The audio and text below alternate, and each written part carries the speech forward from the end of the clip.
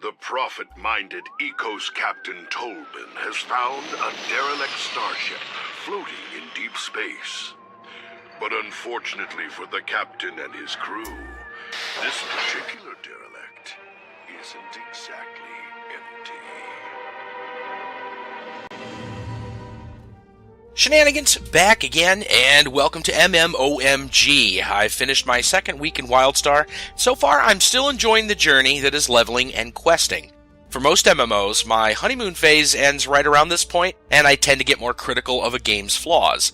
Right now, I have no real complaints, which is a pretty good sign. I've had a couple of hiccups with instances not properly recognizing party members, but it's fairly rare and not really a huge issue. As I leveled up last week, I obtained a variety of new abilities and 2 types of points used in character progression. At first, this was a bit intimidating, especially as there's very little in-game explanation on how to use them. Having no prior experience with the game, I decided to look up guides on what's important for my class and basically go from there. Each class has 3 sets of abilities divided into Assault, Support, and Utility, with a total of over 30 skills per character. To combat ability bloat and reduce the UI clutter that plagues many older MMOs, WildStar limits the number of usable abilities at any given time via a set builder, similar to that of DC Universe Online. I've become a big fan of this imposed limitation, as you have to think about what skills are actually important to your build. As for the 2 points gained while leveling, you get ability tier points and amps. Tier points are fairly easy to understand. Increasing the tiers of your favorite abilities make them more powerful. Amps are used to improve other aspects of your character in a talent tree of sorts, divided into 6 slices like a pie. You start on the intersections of each slice, and placing enough points will unlock access to the next rank out. Amps towards the center are usually cheap to get, but costs tend to rise the farther out you go. This week I began questing in Whitevale. As an exile, Thermok Hold was chock full of quests and colorful characters. I read that this town can be a headache for players due to FPS issues and buggy or hard to complete quests, but I personally had a fine experience. It was noticeably less laggy than traveling through Thade, the capital city, and I encountered no problems finishing quests. Considering my PC is by no means cutting edge and I'm streaming at the same time, I can only imagine that means whatever was plaguing the city before has been resolved. Entering Whitevale, I assumed the entire zone would be covered in snow and quickly become boring to look at. While most of it is indeed snowy, I was pretty surprised by the area known as Inception's Hold. This subzone features a floating Eldan terraformer blasting into the ground, creating a rocky crater inhabited by zombies and mutants. While it's a unique site, it definitely gave off a bit of a Burning Crusade vibe, which makes sense, considering Carbine Studios was founded by members of the WoW development team. Questing in this area was pretty fun, with a couple of unique missions involving a particularly odd squirg, and a tricky spot with tougher mutants and a couple of patrolling warbots. To add an extra bit of variety to questing, WildStar's included some minor random events that can appear when searching discovery and gathering nodes. Discoveries typically hold buff stations and some random items, but sometimes they open into a cave that can contain a vendor or even a public event with mobs and a loot chest. Likewise, mining can sometimes summon a large rockworm. Defeating it opens up a cave full of ore you can mine for a brief time. I was fortunate enough to stumble upon 2 of these special caves within minutes of each other, making for an unexpected and memorable experience. In between questing, I often queue up for the variety of instances that are available. The earliest group content you'll encounter are expeditions, which can be completed by as little as 1 player and typically don't require a proper party setup. Dungeons are pretty much what you might expect, as a party of 5 complete with tank and healer, clear mobs, and battle bosses. Adventures are a bit like dungeons, as they require a party, but contain a handful of moments where players vote on a course of action. This ups the replay factor of adventures, as you can't experience all the content in 1 or even several runs. Instances often contain intro and outro cinematics, as well as end-boss cutscenes. They're neat for new players, but I imagine veterans get tired of skipping them, only to find the newbies still standing around watching the cinematics. While I've enjoyed all the instance content to some extent, my favorite so far has to be the ruins of Kel Vareth. The setting is epic with a mix of tech and lava-heated forges. The mobs in general look pretty cool, and the boss fights were really fun.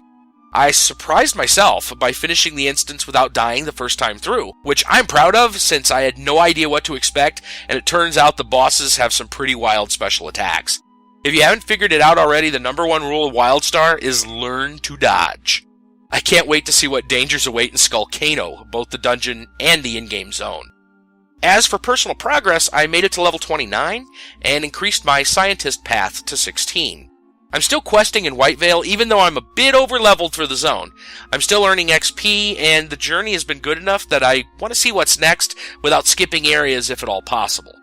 I've spent over 50 hours in-game already, and truth be told, a fair amount of extra time was used either crafting or decorating my plot. Player housing in WildStar is perhaps the best of any theme park MMO, as it's highly configurable and provides a number of in-game perks.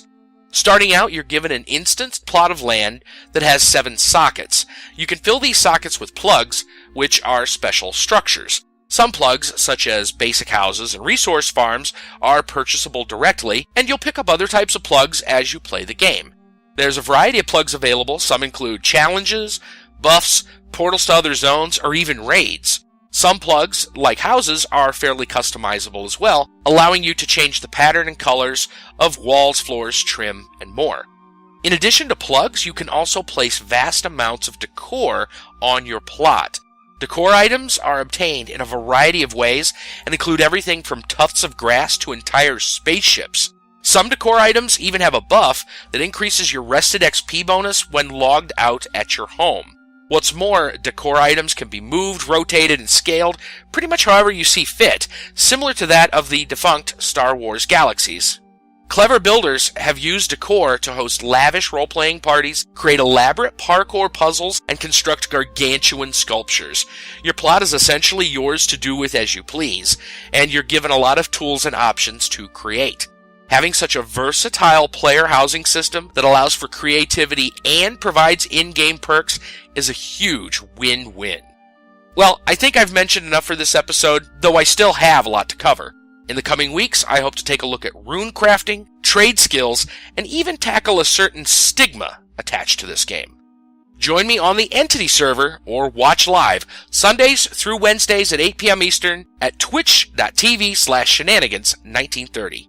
Be sure to like this video and subscribe for more MMO-related content. Remember to follow me on Twitter for updates on everything I post. Thanks so much for watching, and take care, guys.